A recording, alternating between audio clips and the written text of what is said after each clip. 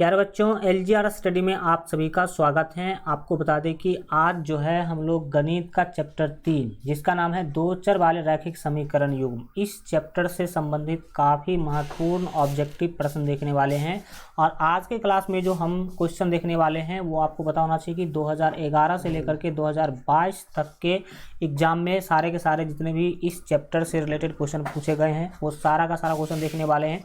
इससे आपको पता चलेगा कि हाँ, आपके बोर्ड एग्जाम में किस तरह का क्वेश्चन पूछा जाता है और आप ये भी चेक कर पाएंगे कि आपने जो पढ़ाई किया है उसके आधार पर आप लोग जो है बोर्ड एग्जाम में पूछे गए क्वेश्चन का उत्तर दे पा रहे हैं कि नहीं। और मैं आपको 100% गारंटी देता हूँ कि अगर आप आज के क्लास को शुरू से अंत तक देखते हैं, आज के क्लास में बताए गए सभी क्वेश्चन को सीख लेते हैं, तो आपका एक भी ऑब्जेक्टिव क्वेश्चन इस चैप्टर से आपके बोर्ड एग्जाम में नहीं छूटेगा। क्योंकि टोटल आपको पता होना चाहिए कि 37-38 क्वेश्चन करने वाले हैं, यानी कि 37-38 टाइप आप लोग सीखने वाले हैं।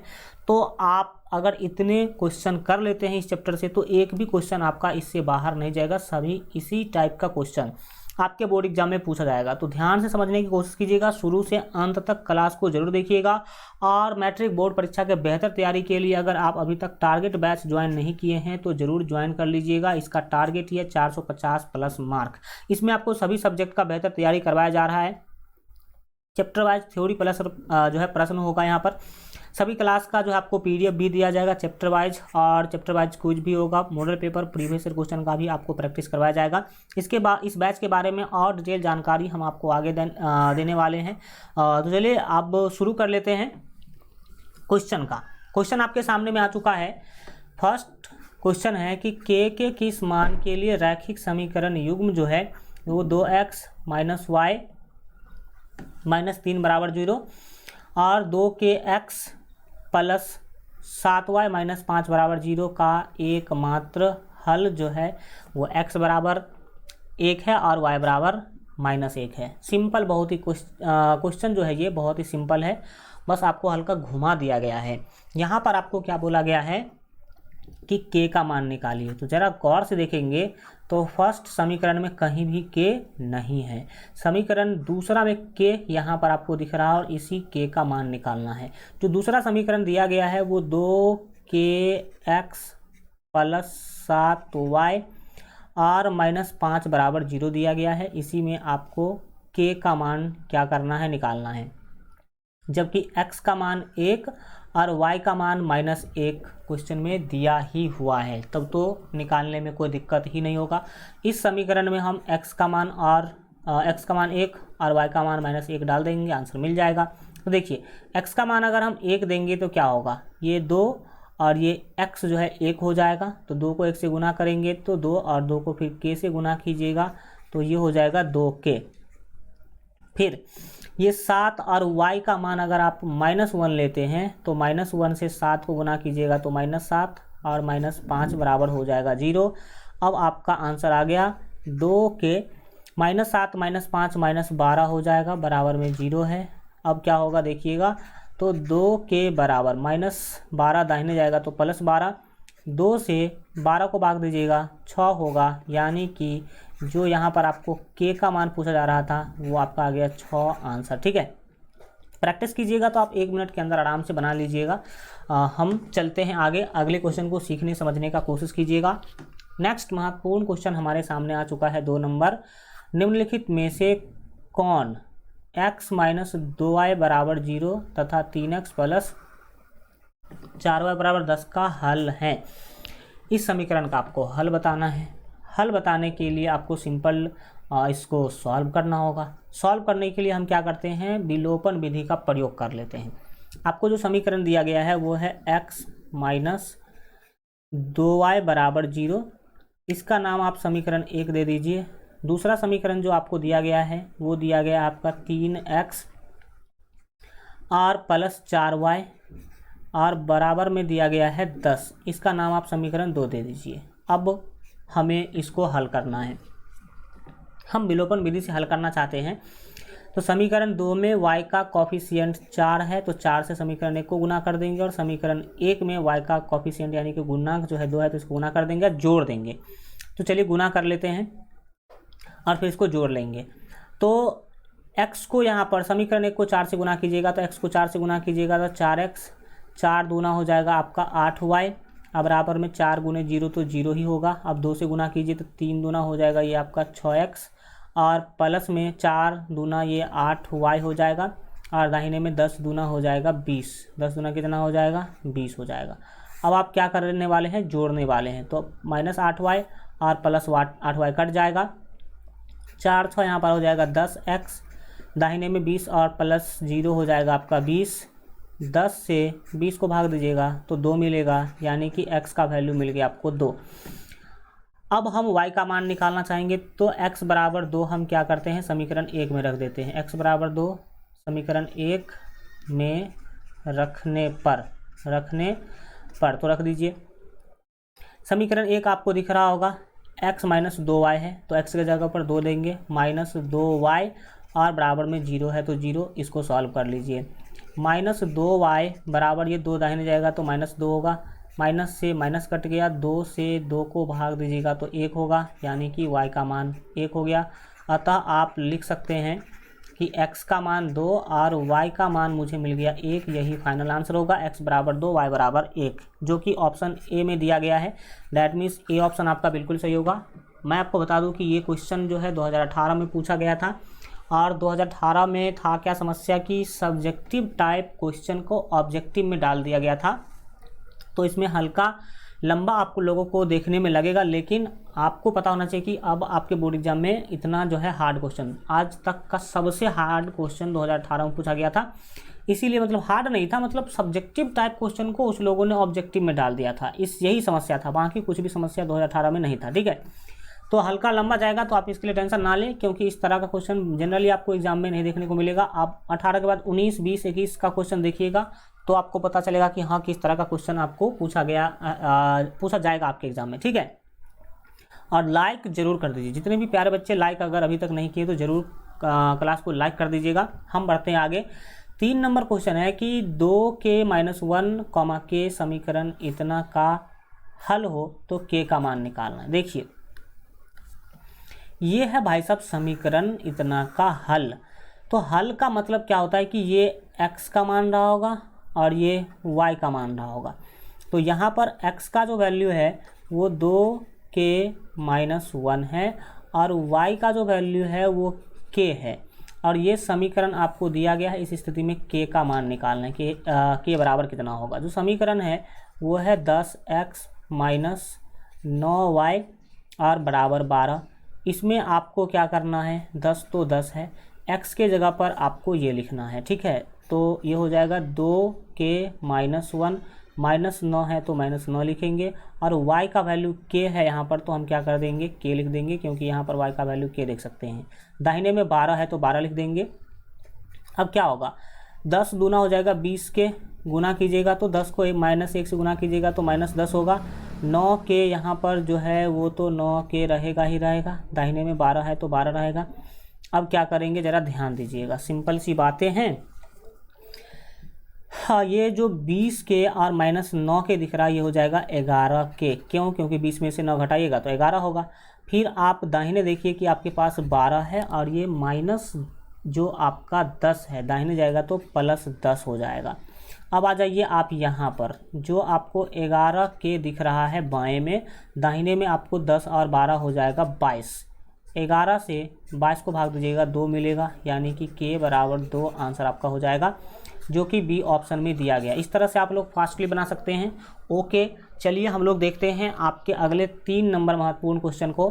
3 नंबर क्वेश्चन है कि रैखिक समीकरण युग्म x + 2y बराबर 5 और 3x - 12y बराबर 10 का जो है एकल हल होगा, या कोई हल नहीं होगा, या एक से अधिक हल होगा, या अनंत जो है बहुआयामी हल होगा। ये तो अनुपात का तुलना करने पर पता चलेगा।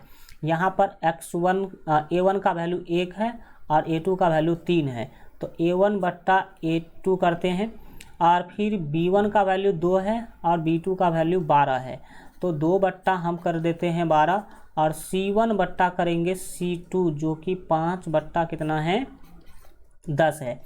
अब देख लीजिए कि 2 का 2, 2 छक्के हो जाएगा 12, 5 का 5, 5 दूना होगा 10, मिल रहा आपको 1/3 बराबर 1/6 और बराबर 1/2। यहाँ पर ये ही बराबर नहीं है, यानी कि A1/A2 जो है वो बराबर नहीं है B1/B2 के। तो जब ऐसा कंडीशन आता है तो क्या होता है, केवल एक हल होता है। क्या उतना होता है, एकल हल होगा, यानी कि 4 के लिए जो राइट आंसर हो जाएगा वो आपका ए ऑप्शन बिल्कुल सही होगा। इस तरह से आप अनुपातों का तुलना करके हल के बारे में जानकारी दे सकते हैं कि कितना हल होगा। 5 नंबर क्वेश्चन है कि यदि 0.3x माइनस 0.37 बराबर 0.37x माइनस 0.3 तो x का मान होगा। सिंपल है, देखिए ये जो 0.3x है हम उसको 0.3x लिखते हैं। दाहिने में जो ये आपको दिया गया उसको बाएं कर लेंगे तो माइनस हो जाएगा 0.37x। दाहिने में देखिए कि ये है कितना, माइनस 0.3 और इसको दाहिने भेजेंगे तो ये प्लस 0.37 हो जाएगा। अब क्या करें भाई साहब, तो सिंपल है, आप यहाँ पर 0.3 में से 0.37 घटाएंगे। 0.3 में से घटाना है आपको 0.37 इधर बाएं साइड, तो घटाइए, क्या दिक्कत है। यहाँ पर 0 डाल दीजिए, 10 में से 7 घटाइएगा तो ये 3 हो जाएगा। चूँकि ज़्यादा है तो माइनस लगेगा ही लगेगा, अभी ध्यान दीजिएगा। अच्छा एक काम करते हैं, 0 बिल्कुल ठीक है। देखिए ये ज़्यादा है और ये कम है, तो कम में से ज़्यादा घटाना हल्का मुश्किल होता है, इसीलिए हम क्या करेंगे, ज़्यादा में से ही कम को घटा देंगे। तो यहाँ पर हम वही करने जा रहे हैं, ज़्यादा में से क्या करेंगे, हम कम को घटाएंगे। 0.37 है, उसमें से हम 0.3 घटा लेंगे। तो घटाइए, माइनस लगा दीजिएगा बाद में, यहाँ पर कुछ नहीं तो 0 डाल देंगे तो 7 में से 0 जाएगा तो 7 होगा। ये 3 में से 3 0 हो जाएगा, दशमलव और 0 ये लेकिन होगा माइनस में, क्योंकि ज़्यादा है तो ये माइनस 0.07x हो गया। और दाहिने में भी तो वही होगा, आप नहीं, दाहिने में कुछ अलग होगा, देखते हैं कि क्या होने वाला है दाहिने में। देखिए यहाँ पर दाहिने में आपको 0.3 घटाना है 0.07 में से, 0.37 में से घटाना है 0.3, बात वही है। तो घटाइएगा तो क्या होगा, यहाँ पर 0 डाल दीजिए, ये 7 होगा। यहाँ पर अगर देखा जाए तो ये 0 हो जाएगा, फिर 0 और 0, लेकिन यहाँ पर माइनस नहीं लगेगा क्योंकि छोटा वाला है माइनस में, लेकिन यहाँ पर था भाई साहब माइनस, ठीक है। तो हम क्या करेंगे, यहाँ पर आपको मिल गया 0.07। अब x का वैल्यू चाहिए आपको, तो देखिए सिंपल है, सिंपल है, कितना सिंपल, देखिए x बराबर, दाहिने में पहले से 0.07 है, ये माइनस 0.07 दाहिने चला जाएगा, भाग दीजिएगा तो आपको x बराबर -1 मिलेगा, क्योंकि 0.07 से 0.07 कैंसिल हो जाएगा और ये वाला माइनस बच जाएगा, 1 से कटेगा तो आपका x बराबर -1 आपका फाइनल आंसर होगा, जो कि आपके ए ऑप्शन में ही दिया गया है, यानी कि 5 का ए बिल्कुल बिल्कुल सही है। ठीक है, चलिए आगे बढ़ते हैं, आप समझने की कोशिश कीजिएगा। नेक्स्ट महत्वपूर्ण क्वेश्चन है हमारा 6x का पावर 4y तथा 12xy का महत्तम समापवर्तक डैट मीन्स HCF निकालना है। तो चलिए, HCF जब किसी भी दो संख्या का निकालने के लिए बोला जाए तो गुणनखंड विधि से हम आप लोगों को HCF निकालना सिखाए थे। गुणनखंड विधि से जब कभी भी HCF निकालने के लिए बोला जाए तो सबसे पहले जो भी संख्या होगा उसका गुणनखंड कर लीजिए। तो 6xy का गुणनखंड होगा, देखिए 6 को गुणनखंड के रूप में लिख सकते हैं 2 × 3, और x जो है यहाँ पर आपको दिखाई दे रहा है उसका पावर 4 है, यानी कि x × x और y का पावर 1 है तो y लिख सकते हैं। तो ये गुणनखंड हो गया 6x के पावर 4y का। अब जो आपके पास 12xy है इसका भी गुणनखंड कर लीजिए। तो 12 को लिख सकते हैं 2 दूना 4 और 4 तिया 12 आ गुने x आ गुने y। दोनों का गुणनखंड हो जाने के बाद हमने आपको बताया था कि जो दोनों में कॉमन हो उसको आप क्या कर लीजिए, घेर लीजिए। देखिए सबसे सिंपल और एकदम देसी अंदाज में आपको बता रहे हैं, देसी मेथड बता रहे हैं, कोई हाई फाई लाई फाई मेथड नहीं आपको पढ़ना है। जो दोनों में मिल रहा हो उसको ऐसे ही आप क्या कर लेंगे, एक बॉक्स में कैद करेंगे तो आपने देखा कि जो दोनों में कॉमन है वो यही सब है, तो इसीलिए यहाँ पर आपका HCF जो है वो क्या होगा, जो दोनों में कॉमन है उसमें से एक एक लिख लीजिए। 2 कॉमन है तो 1 2 लिख लेंगे, फिर 3 कॉमन है तो एक क्या करेंगे 3 लिख लेंगे, फिर x कॉमन है और फिर y कॉमन है, तो 2 3 6xy आपके फाइनल आंसर हो जाएंगे, जो कि डी ऑप्शन में दिया गया है। तो डी आपका बिल्कुल सही होगा। देखिए ना, देसी अंदाज में हमने आपको बता दिया कि बहुपदों का जो HCF है वो कैसे आप निकाल पाएंगे। ठीक है, अब इस तरह से कभी भी कोई बहुपद आ जाए तो उसका आप HCF इस तरह से क्या करेंगे, निकालेंगे गुणनखंड तोड़ करके। नेक्स्ट आपका अगला क्वेश्चन है कि सरल रेखा x बराबर -1 और y बराबर +4 से निरूपित की जाती हैं। ये किससे निरूपित है? एक दूसरे के लंबवत होगा ये सरल रेखा या एक दूसरे के समांतर होगा, ये हमें पता चलेगा किससे, तो हम पहले कार्तीय तल खींचेंगे। ठीक है, ये मान लीजिए कि y अक्ष है, ठीक, और ये है x अक्ष। y अक्ष और x अक्ष खींच लेंगे, सबसे बड़ा वैल्यू है 4, तो हमें 4 4 लेना होगा, माइनस पर 1 भी लेंगे तो चलेगा। देखिए ये y अक्ष है और ये x अक्ष है। हाँ, ये मान लीजिए कि आपका 1 है, ये 2 है, ये 3 है और ये 4 है। ठीक है, 1 2 3 4, इधर भी ले लीजिए 1 2 3 4, यानी कि -1 बोल सकते हैं, -2 और -3 और -4। ऊपर भी ले लेते हैं 1 2 3 4 मान लीजिए, तो ये 1 2 3 4 हो गया। नीचे भी ले लेते हैं -1 -2 -3, ये -1 है मान लीजिए, -2 है और ये -3 है। अब ध्यान दीजिएगा, x बराबर -1 खोजिए कहाँ पर है, ये है x बराबर -1। ठीक है, तो x बराबर -1 का जो ग्राफ है सरल रेखा होगी, और इसका ग्राफ देखिए, अगर x बराबर कुछ भी दिया गया हो तो x बराबर a का जो ग्राफ है वो y अक्ष के समांतर होता है, यानी कि इसका ग्राफ ऐसा खींचा जाएगा, इसका ग्राफ ये रेखा होगा। ये रेखा क्या हो गया, x बराबर -1 का ग्राफ हुआ। अब y का वैल्यू दिया गया है +4, तो y का वैल्यू देख लीजिए +4 यहाँ पर है कि नहीं। एक सेकंड ज़रा आप मुझे टाइम दे दीजिए, इसको अगर हटा देते हैं, हल्का एरो हेड और बड़ा कर देते हैं। ठीक है, अब देख लीजिए y का वैल्यू +4 यहाँ पर है कि नहीं, बोलेंगे यस, यहाँ पर y का वैल्यू +4 है। तो अब y बराबर 4 का ग्राफ क्या होगा, x अक्ष के समांतर होगा। y बराबर +4 का ग्राफ क्या होगा, x अक्ष के समांतर होगा, जो y के वैल्यू 4 से जाएगा। अब ये इसका L नाम दे दीजिए और इस रेखा का नाम M दे दीजिए।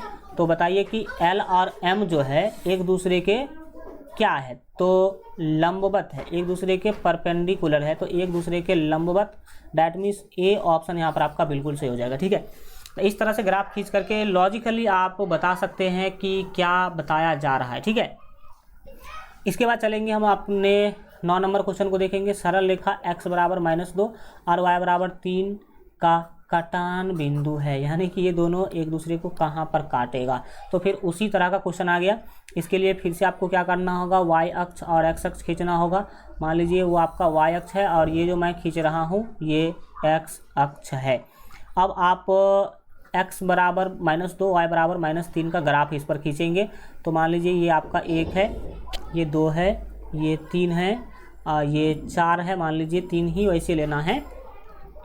इधर -1 -2 -3, इधर 1 2 3 ले लीजिएगा, इधर भी ले लेते हैं -1 -2 -3, 1 2 3 4 1 2 3 -1 -2 -3, फिर -1 और फिर -2 -3।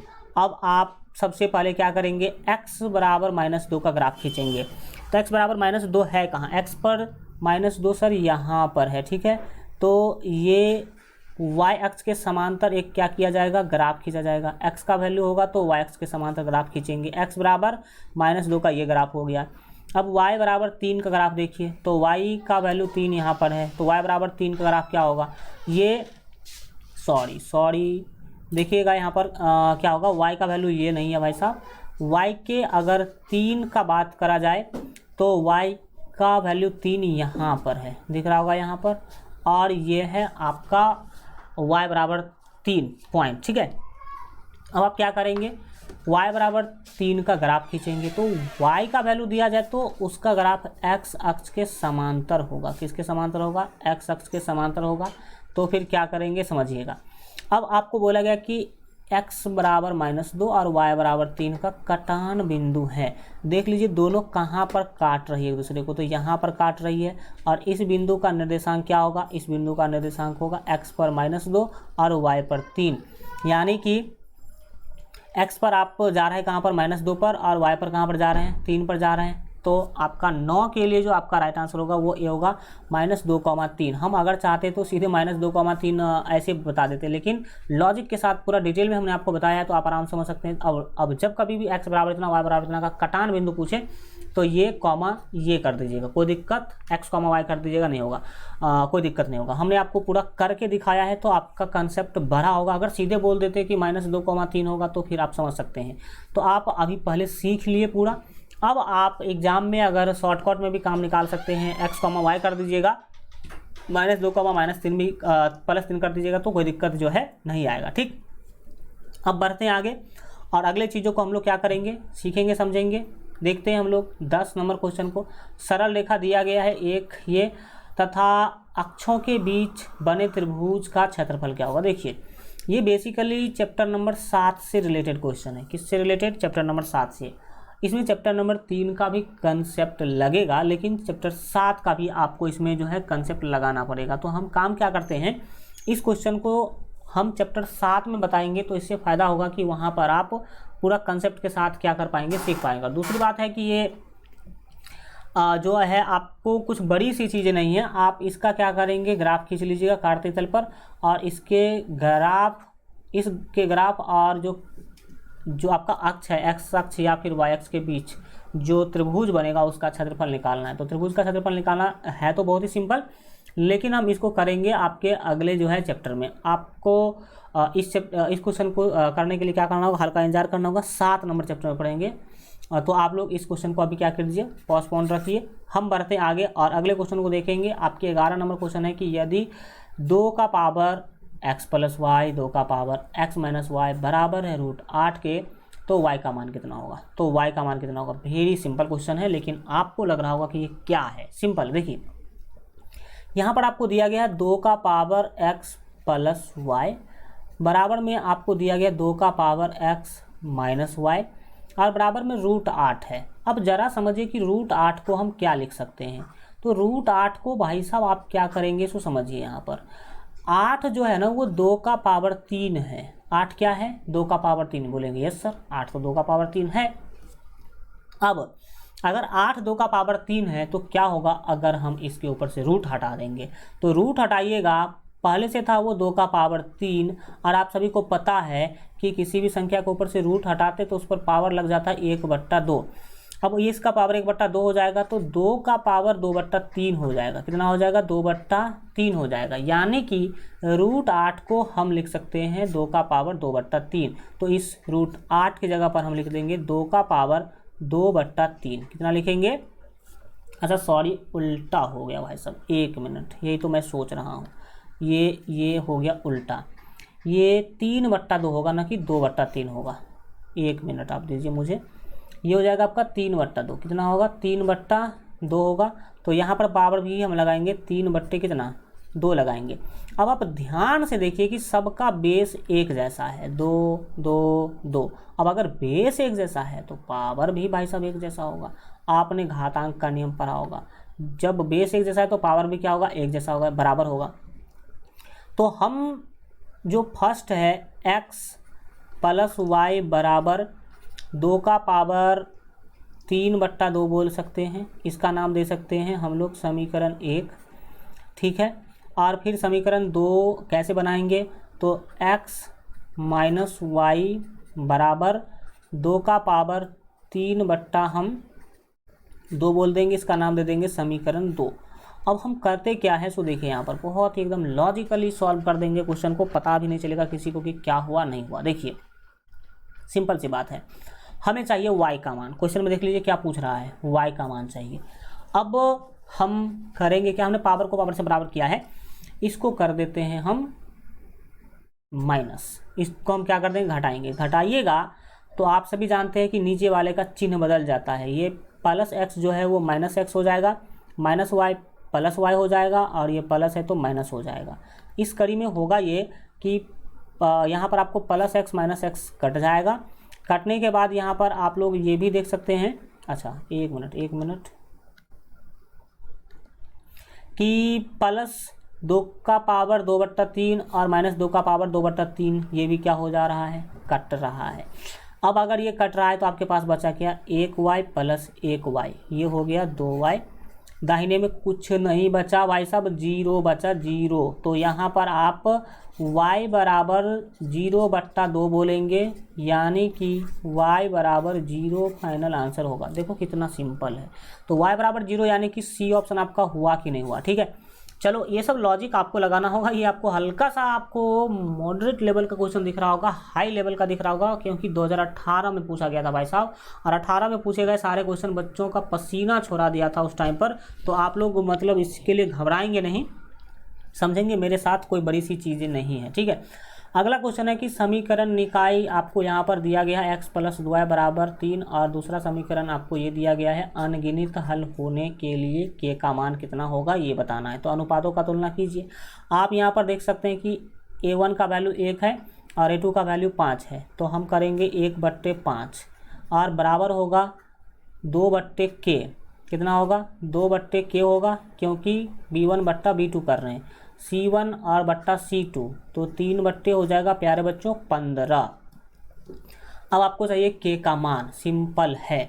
अगर अनगिनत हल है तो सभी के बराबर होगा, तो हम इस दोनों को बराबर करके हल कर लेते हैं।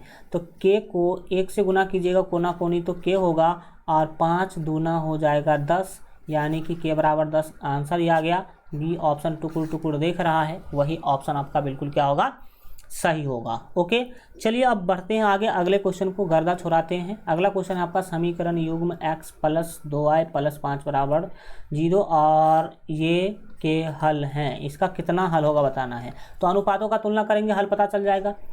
a1 बट्टा करेंगे हम a2, अनुपातों का तुलना करने जा रहे हैं। a2 का वैल्यू -3 है।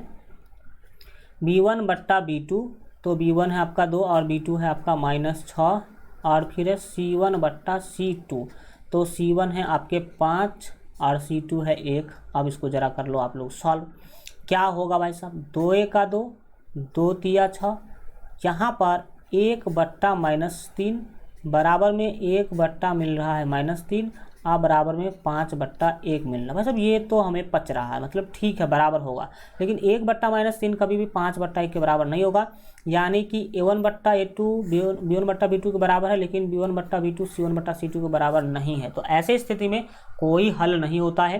तो 13 के लिए आपका जो प्यारे बच्चों सही आंसर होगा सी होगा, कोई हल नहीं, सी ऑप्शन आपका बिल्कुल सही आंसर हो जाएगा, ठीक है। चलिए बढ़ते हैं आगे, हम देखेंगे आपके 14 नंबर महत्वपूर्ण क्वेश्चन। यदि समीकरण आपको ये दिया गया है और ये दिया गया है कि कोई हल न हो, तो आपको बताना है कि k का कौन सा वैल्यू सही होगा। सिंपल, बस सेम उसी तरह का क्वेश्चन ये भी आ गया। अनुपातों का तुलना कीजिए, a1/a2, तो k/6, फिर b1/b2, तो -5 करेंगे 2, यहाँ पर -5/2 करेंगे, और c1/c2, तो 2/7, तो यहाँ पर हम लिख लेते हैं 2/7। अब आपको क्या चाहिए, k का मान चाहिए, जबकि कोई हल नहीं है। कोई हल जब नहीं होता प्यारे बच्चों, तो ये फर्स्ट वाला तो बराबर होता, लेकिन सेकंड वाला बराबर नहीं होता, जैसा कि अभी जस्ट हम देखे थे। ऐसा स्थिति होना चाहिए। अब क्या होगा देखिएगा, हम बहुत सिंपल कर देंगे इसको। 2 1 का 2 और 2 3 6, हमने काट दिया 2 से 6 को। अब इस k को 1 से गुना कीजिएगा तो k होगा, और 3 को गुना कीजिएगा -5 से, तो -15 आपका फाइनल आंसर हो गया।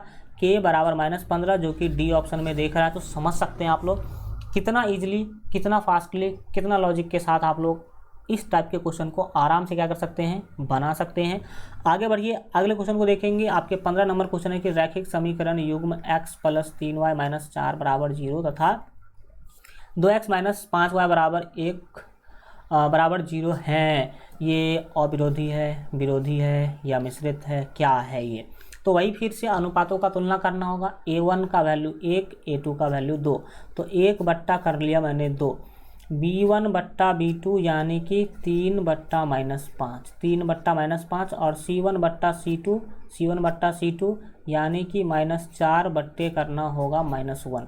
अब इसमें देख लीजिए कि क्या कुछ आपको देखने को मिल रहा है। भाई साहब पहला ही बराबर नहीं है, तो जब पहला ही बराबर ना हो तो केवल एक हल होगा, और ऐसे में जो आपका विरोधी है, अविरोधी आश्रित है, तो ये होगा अविरोधी। ये क्या होगा? अविरोधी होगा। अविरोधी क्यों? क्योंकि इसका ग्राफ बनेगा ऐसा। अब ऐसा बनेगा तो दो प्रतिच्छेदी रेखाएं होंगी, मतलब आप समझ सकते हैं एक हल में तो प्रतिच्छेदी रेखाएं ही होती है, और प्रतिच्छेदी रेखा है मतलब यहाँ पर आपको पता होगा एक बिंदु पर आके मिल रहा है, और जब एक बिंदु पर आके मिल रहा है तो वो विरोधी नहीं होगा। जो विरोधी होगा वो कभी भी नहीं मिलेगा, हमने आपको ट्रिक बताया था, ठीक है। तो यहाँ पर आपका क्या हो जाएगा? ये बिल्कुल जो है आपका सही आंसर हो जाएगा ए अविरोधी है ये, ठीक है। इसमें क्वेश्चन है टोटल 37, लेकिन हम अभी 15 क्वेश्चन ही रखते हैं, और इसके आगे के सारे क्वेश्चन को हम क्या करेंगे, आपको अगले क्लास में क्या करेंगे बताएंगे। तो आप लोग जो है अगला क्लास में इसके पार्ट 2 में आप सारा का सारा जो है देख लीजिएगा। बात करें तो जितने प्यारे बच्चों LGR स्टडी ऐप डाउनलोड नहीं किए तो जरूर डाउनलोड कर लीजिएगा। 2 ऐप है, एक ये ऐप है और एक ये ऐप है। इसमें आपका पेड कोर्स चल रहा है, और इसमें ये सारा का सारा जो फैसिलिटी है वो आपको मिलेगा बिल्कुल फ्री। तो आप लोग ऐप डाउनलोड जरूर कीजिए, और लगे कि भाई सब मेरे काम का ऐप नहीं तो डिलीट मार दीजिए, कोई दिक्कत नहीं है। इसमें आपको मैं पेड कोर्स के बारे में बता दूं, टारगेट बैच के बारे में, कि ये टारगेट बैच 450 प्लस मार्क के टारगेट के साथ जो है चल रहा है। इसमें ऑल सब्जेक्ट का तैयारी चल रहा है, गणित, विज्ञान, सामाजिक विज्ञान, हिंदी, संस्कृत, मैथिली और अहिंदी का पूरा जो है फुल सिलेबस, यानी इससे बाहर कुछ आपको पढ़ने की ज़रूरत नहीं है। No coaching, no other class आपको करना पड़ेगा अगर आप ये कोर्स ज्वाइन करते हैं तो। इस कोर्स की विशेषता है कि इसमें सभी विषय का आपका 100% बेहतर तैयारी होगा। चैप्टर वाइज थ्योरी प्लस प्रश्न भी करवाया जाएगा, सब्जेक्टिव ऑब्जेक्टिव पूरा, और सभी विषय का चैप्टर वाइज PDF दिया जाएगा, थ्योरी का, सब्जेक्टिव का और ऑब्जेक्टिव का। चैप्टर वाइज टेस्ट भी होगा, और पिछले वर्षों में पूछे गए क्वेश्चन और मॉडल पेपर का भी प्रैक्टिस फुल्ली यहाँ पर करवाया जाएगा, यानी कि 100%। इससे बाहर कुछ करने की जरूरत नहीं है। अगर फ़ी का बात करें तो 3500 है, लेकिन ऑफर में आप अभी फ़ी 1299 चल रहा है, ठीक है। तो 1299 आप अगर पे करते हैं तो पूरे 12 महीने का जो कोर्स है वो मात्र 1199, ठीक है, में आपको मिल जाएगा। इस नंबर पर व्हाट्सएप करके या फिर कांटेक्ट करके हमसे जानकारी और भी डिटेल में आप ले सकते हैं। कोर्स चल रहा है LGR स्टडी लाइव ऐप पर, तो आपको ये वाला लाइव ऐप डाउनलोड करना है प्ले स्टोर से। ये दोनों ऐप डाउनलोड कर लीजिएगा तो ज़्यादा बेहतर होगा। हम बात करते हैं कि कोर्स कैसे ज्वाइन करेंगे। कोर्स ज्वाइन करने के लिए आपको सबसे पहले LGR study live app install करना है, फिर रजिस्टर पर क्लिक करना है। रजिस्टर पर क्लिक कीजिएगा तो ये सारा डाटा आपसे मांगा जाएगा, तो आप इसमें फिल कर देंगे, फिर रजिस्टर पर क्लिक कर दीजिएगा, फिर अपना क्लास सेलेक्ट कीजिएगा 10th, और फिर यहाँ पर पेड कोर्स पर क्लिक कीजिएगा तो आपके सामने आएगा बाय नाउ पर क्लिक कीजिएगा तो आप पे ऑनलाइन पर क्लिक करके आप किसी भी पेमेंट सिस्टम से पेमेंट कर सकते हैं। विशेष जानकारी के लिए कोई समस्या हो तो आप इस पर व्हाट्सएप या फिर कॉल कर सकते हैं 7479823598। तो हम आशा करते हैं कि आज का क्लास आपको अच्छा लगा हो। क्लास अच्छा लगा हो तो वीडियो को लाइक करके अधिक से अधिक अपने दोस्तों में शेयर जरूर कर दीजिए क्लास को। थैंक यू सो मच, मिलते हैं अगले वीडियो में। Goodbye, take care.